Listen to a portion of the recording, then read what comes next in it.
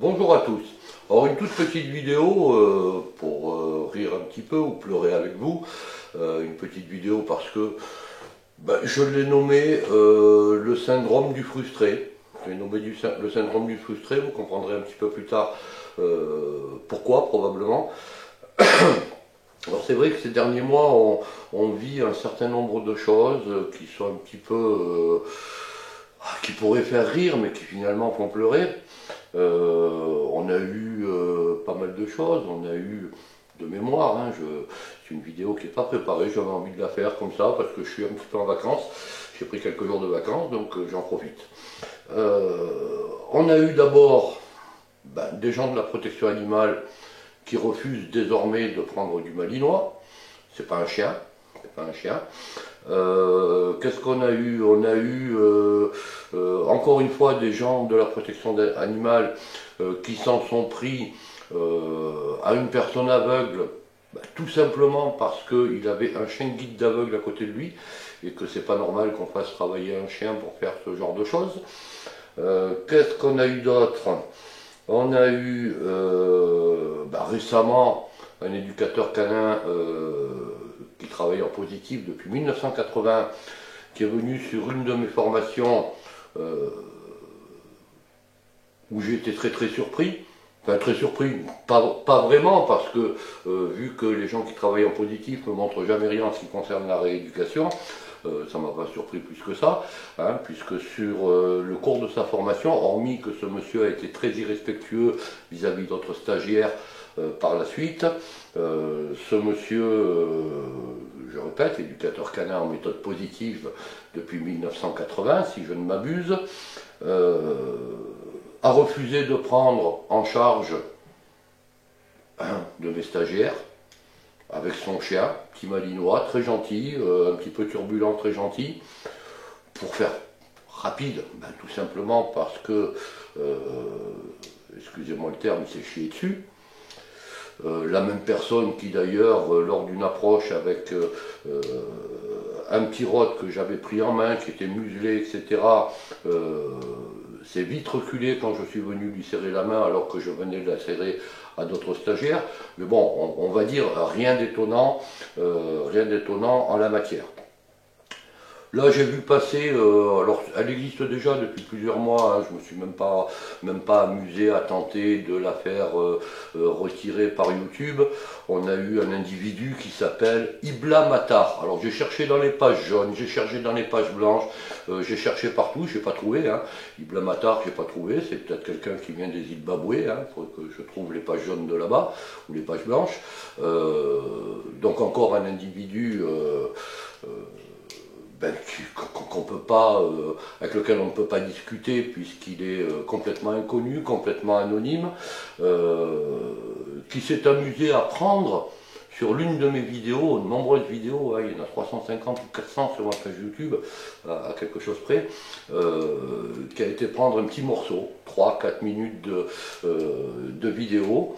D'ailleurs, les vidéos d'origine que vous pouvez trouver sur YouTube s'appellent Contrainte épisode 1, Contrainte épisode 2.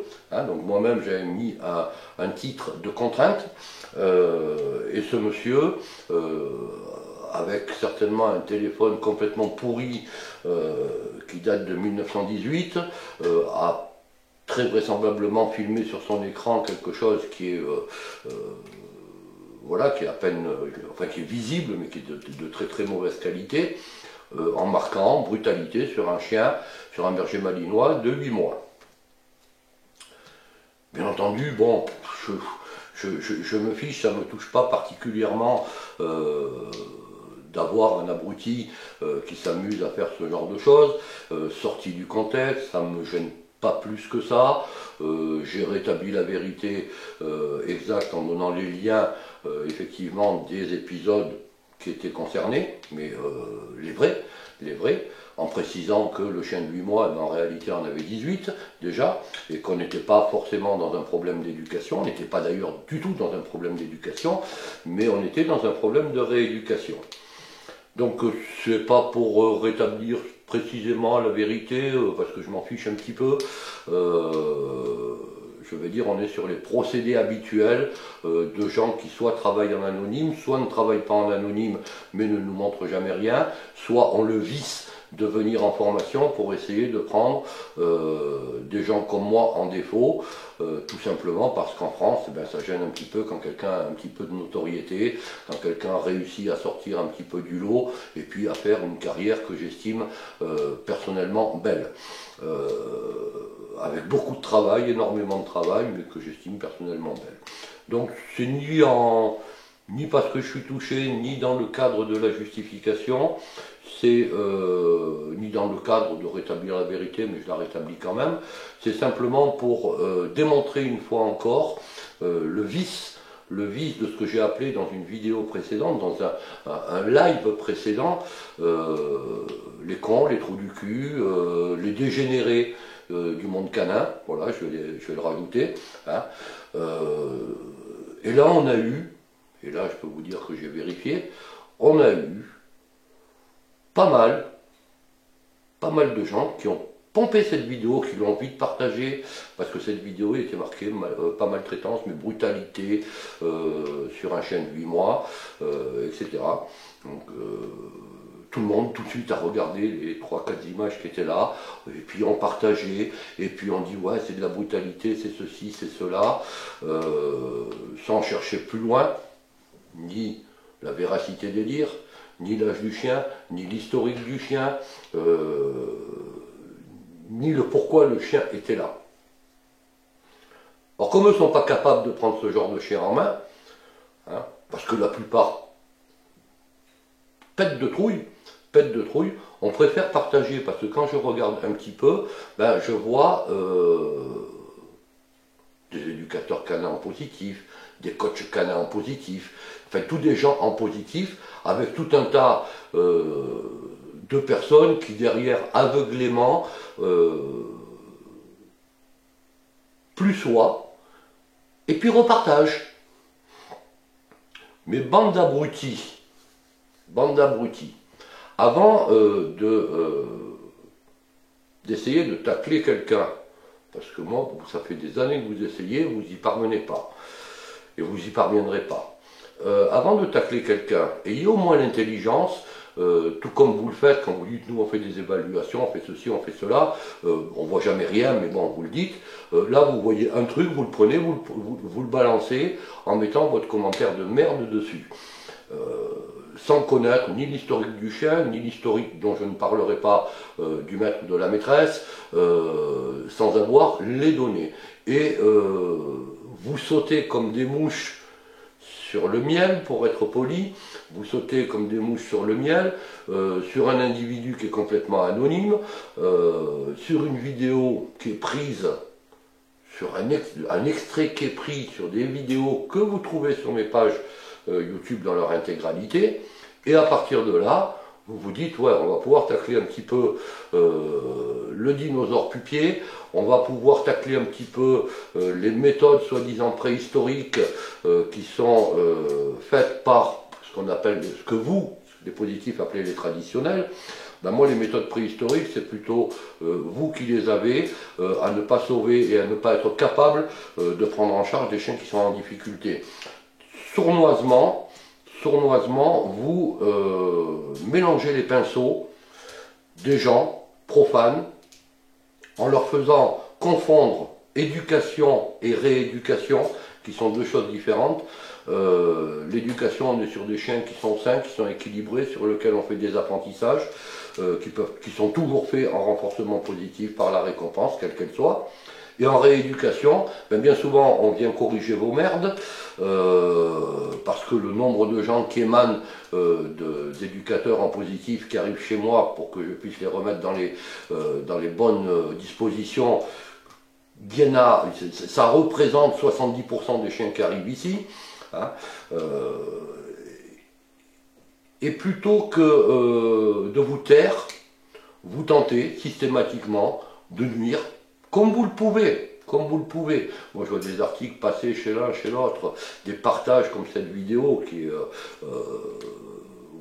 voilà, faut vraiment être con Faut vraiment être con pour pas chercher, pour pas faire des recherches, hein, et dire bon c'est qui Blamatar, d'où vient cette vidéo, comment elle a été pompée, est-ce qu'elle a été prise sur le centre, est-ce qu'elle a été prise sur une autre vidéo, quel est l'historique de ce chien. Non, vous foncez tête baissée en vous disant putain on va pouvoir se le faire. Ben vous avez du boulot mes grands, hein, vous avez du boulot. Encore une fois, je vous fais passer pour des abrutis, c'est ce que vous êtes, ou comme je l'ai dit dans mon précédent live, pour des trous du cul et pour des cons. Et puis en plus, vous êtes des dégénérés. Vous êtes des dégénérés parce qu'il faut être dégénéré pour venir utiliser ce type de méthode. Alors ce type de méthode, on peut se permettre de l'utiliser, je pourrais me permettre de l'utiliser quand on est capable de montrer des résultats, quand on a un historique derrière, quand on a une quantité de chiens qu'on a sorti et auquel on a évité la mort. Je pourrais le faire, je ne le fais pas. Je ne le fais pas parce que j'ai autre chose à faire que de m'occuper d'imbéciles. Alors vous, non seulement vous n'avez pas ni ces résultats, vous parlez, et puis en plus vous passez pour des abrutis, parce que dites-vous bien que même si je n'ai pas à me justifier, même si je n'ai pas envie de me justifier, même si je n'ai pas forcément envie de rétablir la vérité, parce qu'il y a suffisamment de gens qui me connaissent, qui me suivent et qui connaissent mon travail, sans que j'ai besoin de justifier un extrait de vidéo pompé à droite ou à gauche. J'ai juste envie de vous faire prendre pour des imbéciles et pour ce que vous êtes. Et je crois que j'y parviens pas mal. Donc on est... voilà, encore une fois, hein, j'ai que quelques années encore à faire. Je vais les faire tranquillement. Mais on est vraiment dans une période un petit peu spéciale. Hein, un petit peu spéciale. Alors je sais qu'en France, effectivement, réussir gêne. Sortir du lot gêne. Et tout ça, finalement, vient de la frustration. C'est pour ça que j'appelle ça le syndrome du frustré, parce que c'est un petit peu, c'est pas un petit peu, c'est beaucoup ce que vous avez, messieurs et mesdames, je parle en particulier des éducateurs, ou des soi-disant éducateurs canins, hein, qui volontairement essayent de faire confondre l'éducation, la rééducation. Il y en a encore un cet après-midi sur cette fameuse vidéo, un coach canin comportementaliste, on ne sait pas trop ce que c'est, j'ai été quand même visiter sa page, j'ai été visiter sa page Facebook, son site internet, etc., qui me balance un tuto,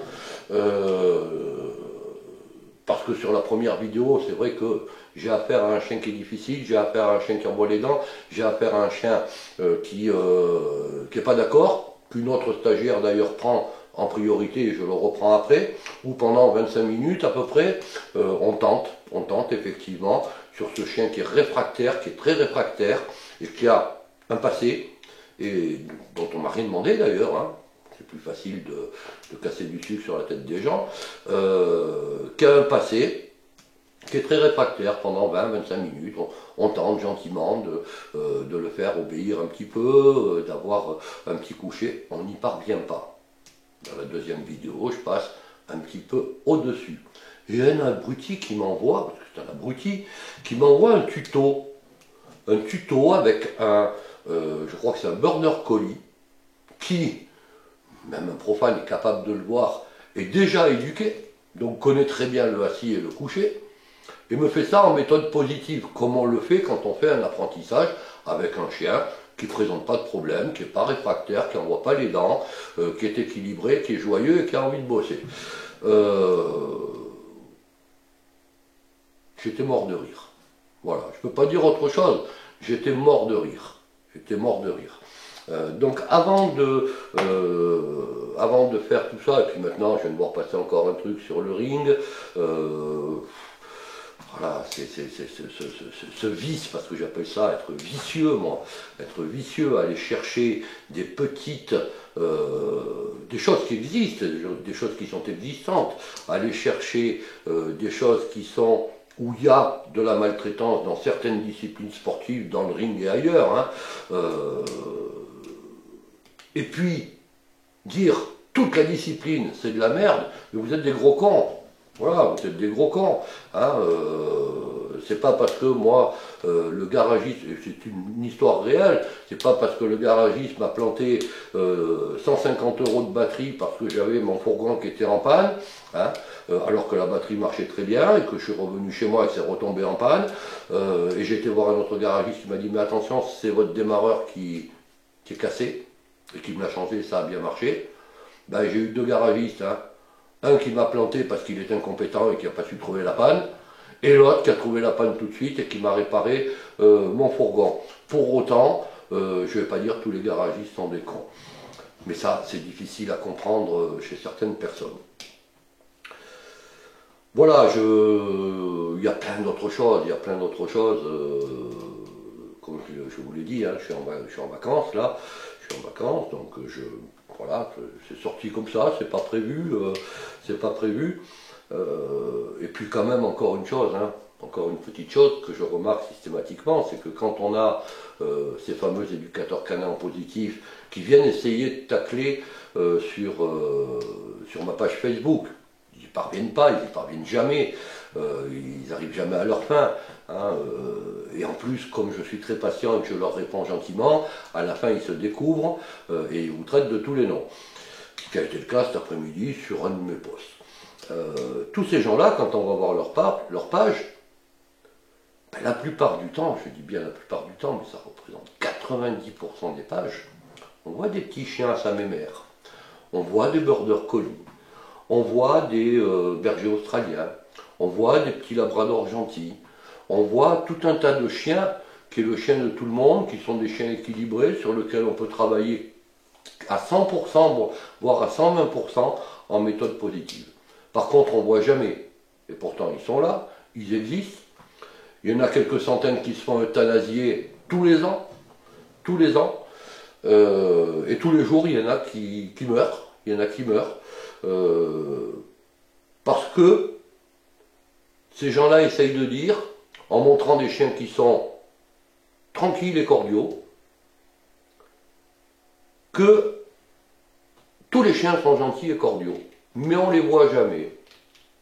Avec un Roth, avec un Malinois, avec un Béat, avec un Beauceron, avec des chiens qui ont un petit peu de caractère, qui ne sont pas toujours dans le fait de nous dire oui, et sur lequel quelquefois on est obligé de le dire, ben Coco, tu m'obéis quand même. On a dans la foulée tout un tas d'abrutis, parce que moi je commence à traiter maintenant les gens de ce qu'ils sont finalement, tout un tas d'abrutis qui nous disent mais faire travailler un chien c'est pas normal, ben n'en prenez pas, laissez-les dans la nature, mettez-les dans une forêt, faut être complètement débile. Pour penser que quand je sais pas moi, un agent cynophile va travailler avec son chien, le chien, il est malheureux.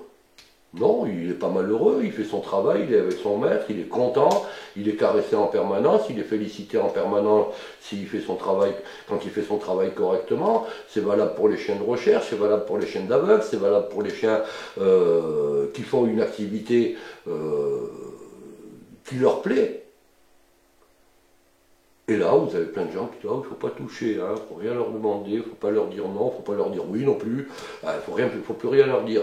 Mais je ne sais pas, achetez des poissons rouges, mettez-les dans un bocal et regardez-les tourner en rond, mais n'achetez pas des chiens.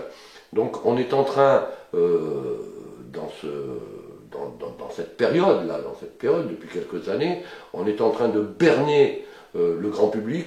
On est en train de le berner sur ce qu'est le chien, sur ce qu'il doit recevoir comme éducation. On est en train de berner le chien sur des méthodes soi-disant bienveillantes. Elles ne sont pas bienveillantes du tout, parce que quand vous tombez sur des chiens qui sont à la limite de l'euthanasie, qui ont des gros problèmes ou des petits problèmes, et qu'on n'est pas foutu de les solutionner, si vous êtes foutu de les solutionner, messieurs, montrez, mais ça, on ne voit rien pour l'instant, on n'a jamais rien vu à part votre grande gueule. Donc, montrez. Là, c'est pas être bienveillant, parce qu'il y a des quantités de chiens qui partent à l'abattoir, parce qu'ils n'ont pas sous la main, ou les personnes n'ont pas sous la main l'éducateur canin qui va convenir, et qui bien souvent sont là en disant lui, il a dit que en positif, on ne pouvait pas aller plus loin. réveillez-vous, réveillez-vous, parce que là, que ce soit les compétiteurs, que ce soit tout le monde, vous partez dans le mur et vous y partez volontiers. Et puis, voilà, j'ai rien à gagner à faire une vidéo comme celle-là. Ma prochaine formation est au mois de mai. Je suis plein, donc j'ai pas besoin de me faire de la publicité. Moi, ma publicité, ça a toujours été mon travail que j'ai montré. La publicité des gens qui viennent, alors il y en a qui font rien, il y en a qui sont positifs, qui nous emmerdent pas, hein, qui font leur petit boulot, qui le font pour beaucoup très très bien, qui ne viennent pas dire moi je fais de la rééducation, je fais ceci, je fais cela, hein. Il y en a plein. Et puis il y en a d'autres qui se la ramènent, qui font des séminaires, des conférences de mes deux, et qui quand on leur demande, et la demande je l'ai faite plusieurs fois, quand on leur demande de nous montrer, il n'y a plus rien, il n'y a plus personne, hein. Et quand on en a un petit barbonneur vient, il pète de trouille devant les cabots alors qu'il a plus de 20 ans d'expérience de chien. Ça pose quand même des questions. Voilà, sur ce, je vais continuer un petit peu mes congés. En fait, je ne fais pas mes congés, je suis en train de faire quelques travaux pour me remettre en forme aussi, puisque je suis en train de me remonter une salle de sport. Hein, donc ça veut dire que j'ai encore la... Ouais, je vais me remettre en forme. Hein. Je suis en forme, mais je vais me remettre un petit peu plus en forme. Et puis, je sais que beaucoup attendent que je parte à la retraite très rapidement, c'est pas pour demain. À très bientôt, au revoir.